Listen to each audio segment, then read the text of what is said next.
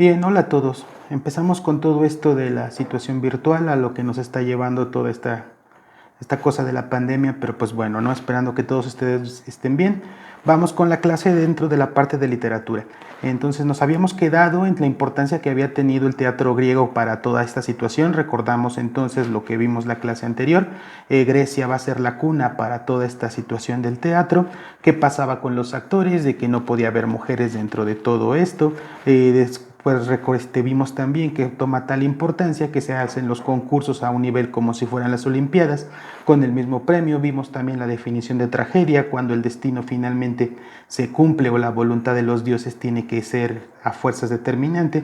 Vimos la comedia, que es más un factor político como tal, y sencillamente cuando estas dos se juntan, ¿no? Con el teatro, con el ejemplo que les puse un poco. Pero pues bueno, ya, ¿qué pasa después de que Grecia termina? Viene el Imperio Romano, y sencillamente el Imperio Romano se divide en dos, como vimos hace un semestre, y por lo tanto empieza el periodo conocido como Edad Media. En la Edad Media, en este caso, al ser el siguiente periodo, vamos a encontrar de que el teatro reduce un poco su variabilidad, por decirlo de alguna manera, y entonces se ve bombardeado solamente por dos temas importantes. Recordamos entonces que también la Edad Media se caracteriza por un sentido católico, bueno, más bien cristiano, muy fuerte, y sencillamente todo el teatro se reduce a dos temas que se van a desarrollar durante todo el tiempo que dura ya casi hasta su final.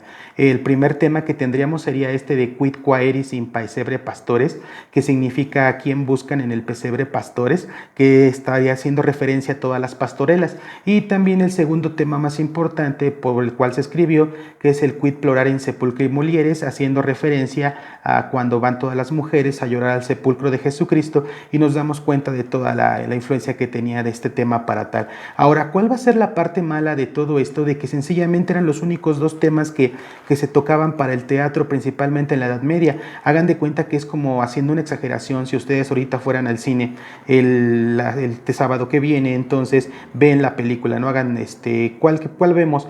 Pues vemos la primera, ok, ya la vieron. El siguiente sábado vuelven a ir, y como ya vieron la primera, pues ahora ven la segunda, y entonces dentro de 3 sábados vuelven a ir y tendrán que repetir una, y así por todo el periodo medieval. Entonces, otra característica importante que se tenía para este tipo de teatro eran los personajes. Los personajes se vuelven de cartón, es decir, no había actores como tal. Entonces, si queríamos representar el nacimiento de Jesucristo, se dibujaba a la Virgen en cartón, se le ponían ropas que hacían alusión, se amarraba un lazo en la parte de atrás o de enfrente, y entonces si tenía que salir a escena, alguien tenía que jalar el lazo para que apareciera la Virgen, y sencillamente así se representaban todos los papeles. ¿Por qué? Pues porque estaba prohibido hacer representaciones actorales con personajes católicos. Después de esto viene la parte de donde se representaban. Obviamente, al ser un teatro religioso, se representaba en las iglesias principalmente. Las sacristías como tal o las casas curales toman cierta importancia, porque finalmente ahí es donde las personas iban a ver estas obras, ¿no? Ahora bien, podemos encontrar básicamente en este periodo de la Edad Media 4 tipos de teatros. El primero se conoce como teatro sacro. Ahora bien, es lo que estábamos viendo en la diapositiva anterior, pero vamos a una especie como de pausa cultural. Para que un teatro sea considerado o sea un texto dramático completo, debe de tener 3 cosas importantes. La primera, que es el guión, es decir, algo escrito que ya está basado para poder aprenderlo de memoria si soy actor y representarlo.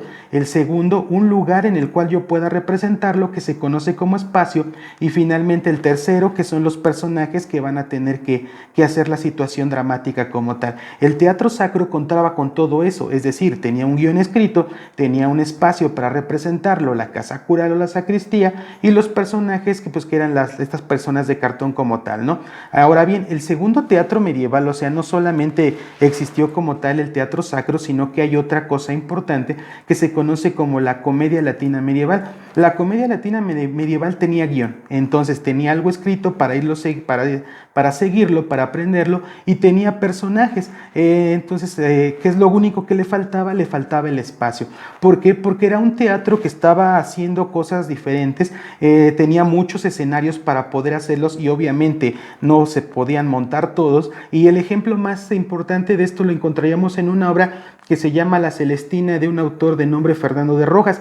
Esta obra está totalmente loca porque incluso hasta estuvo prohibida, estuvo en el famoso canon del Vaticano como de las obras que no tenían que leerse, porque habla de cómo una señora, o sea, la Celestina, por unas cuantas monedas te conseguía la chica que tú querías.